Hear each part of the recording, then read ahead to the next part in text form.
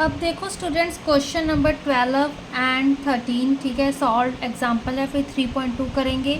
अब A B C D एक rectangle दिया हुआ है, हमें क्या फाइंड करना है, एक्स एंड वाई की वैल्यूज़ फाइंड करनी है। ठीक है, एक रेक्टेंगल है तो सीधा सीधा देखो ऑपोजिट साइड्स रेक्टेंगल की बताया था कि इक्वल होती हैं।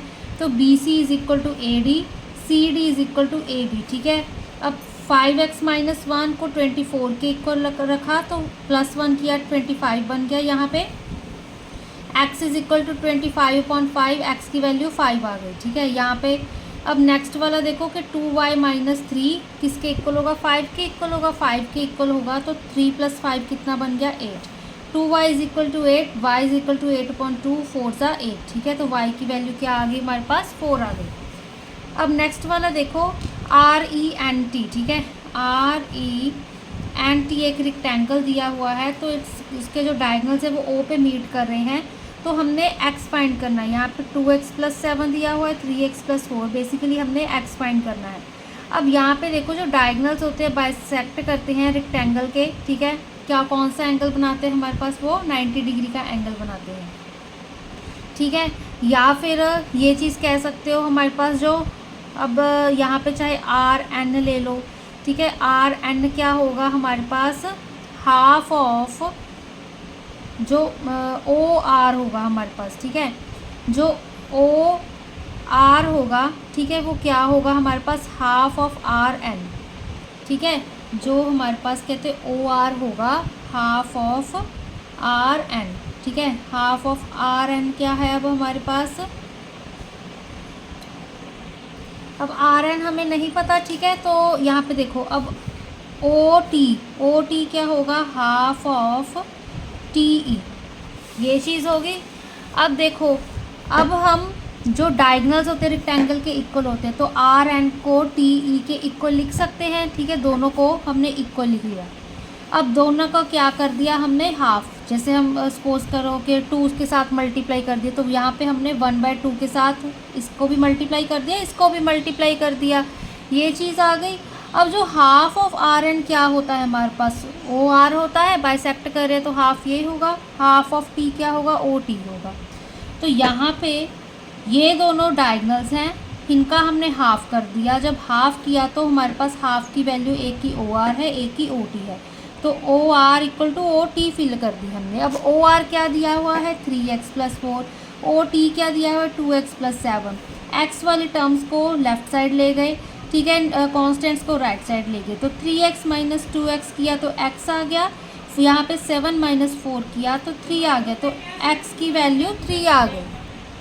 ठीक है, तो ये हमारे पास क्वेश्चन सॉल्व हो गया। 3.2 देखो, आइडेंटिफाई करना है क्वाड्रिलेटरल। ठीक है, एंगल्स जिसके एंगल सारे इक्वल हो, ऑपोजिट साइड्स इक्वल हो, क्या होता है हमारे पास, रेक्टेंगल होता है। ऑपोजिट साइड्स इक्वल हो, सारी साइड्स इक्वल होगी जिसकी हमारे पास, वो हमारे पास स्क्वायर होता है। ठीक है, ये मेजर डिफरेंस है, याद रखना। डायगोनल्स बाइसेक्ट करते हैं 90 डिग्री पे। ठीक है, डायगोनल्स इक्वल हैं लेंथ में हमारे पास, वो स्क्वायर में ही होता है हमारे पास। ठीक है, तो सॉल्व अनसॉल्व। अब फोर्थ पार्ट देखो हमारे पास, फोर्थ क्वेश्चन देखो यहाँ पे। ठीक है, XYZ की वैल्यू फाइंड करनी है। RACE नेम का एक रेक्टेंगल दिया हुआ है। ठीक है, तो सबसे पहले देखो यहाँ पे यहाँ पे वैल्यू दी हुई है OR की 5Z - 3 दी हुई है। RE हमें पास 4x - 3 दिया हुआ है। EC हमें दिया हुआ है 3y + 4। ठीक है, अब देखो जो ऑपोजिट साइड्स होती हैं रेक्टेंगल की वो इक्वल होती हैं। ठीक है, तो सबसे पहले EC को हमने RA के इक्वल लिखा, तो इससे हमारे पास y की वैल्यू आ जाएगी। तो 3y + 4 = 16। ठीक है, 3y एज इट इज़ रखा, 16 से 4 सब्ट्रैक्ट कर दिए तो हमारे पास कितना आता है, 12।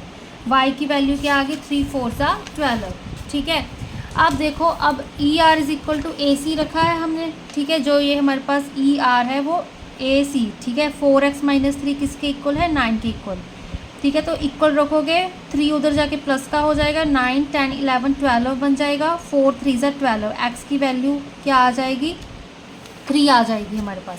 ठीक है, सिमिलरली अब नेक्स्ट देखो, डायगोनल्स होते हैं जो रेक्टेंगल के वो इक्वल होते हैं। ठीक है, EA या फिर RC, ये दोनों क्या है हमारे पास, इक्वल होगी। ये 7 दिया हुआ है, ये 5Z - 3 दिया हुआ है। ठीक है, AE = RC। ठीक है, यहाँ पे AE is equal to RC लिख लेना, डायगनल्स इक्वल हैं तो 5Z minus 3 is equal to 7, 3 add करोगे 10 बन जाएगा, Z की वैल्यू 10/5, 5 2 ज़ा 10, ठीक है, तो Z की वैल्यू ये आ जाएगी हमारे पास। इन गिवन फिगर अब क्या होगा, PQRS हमारे पास एक रोहम्बस दिया हुआ है, ठीक है, X एंड Y हमने अब यहाँ पे फाइंड करने हैं। जो डायगनल्स होते हैं रोहम्बस के, ठीक है, वो बाइसेक्ट करते हैं ईच अदर, ठीक है, वो तो हमें ये चीज़ मालूम है, प्रॉपर्टीज़ याद करनी पड़ेगी।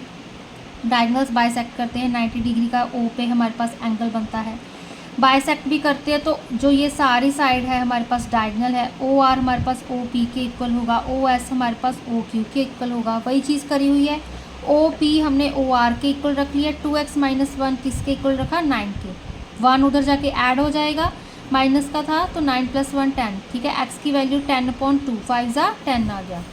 OS हमारे पास OQ के इक्वल होगा, 3y + 2 किसके इक्वल है, 11 के इक्वल, तो 3y किसके है, 11 माइनस 2 कितना, 9, y की वैल्यू क्या आएगी, 3 3 ज़ा 9 आ जाएगी हमारे पास, ठीक है। नेक्स्ट क्वेश्चन देखो, ABCD एक रेक्टेंगल दिया हुआ है, जो एंगल BAC, इसी तरह का क्वेश्चन किया था ना हमने, तो क्या फाइंड करना है, ACB एंगल फाइंड करना है, ठीक है, ये वाला एंगल फाइंड करना है। अब ये एक ट्राइंगल बन रहा है, इस चीज़ को अगर भूल जाओ, ठीक है, तो ये हमारे पास एक ट्राइंगल बन रहा है, राइट एंगल ट्राइंगल, तो sum of 3 angles of a triangle is 180 degree, तो 36 डिग्री, यहाँ पे ये, ठीक है, 90 डिग्री का एंगल बनेगा, तो 36 degree plus 90 degree plus angle BCA, ठीक है, या ACB, ठीक है, तो दोनों को ऐड करोगे जब तुम 36 डिग्री प्लस 90 डिग्री क्या आएगा हमारे पास, 126 डिग्री, ठीक है, तो एंगल ACB को एक साइड रखा, ठीक है, 126 को राइट साइड ले गए, माइनस किया तो 54 डिग्री क्या बन गया हमारे पास, इसका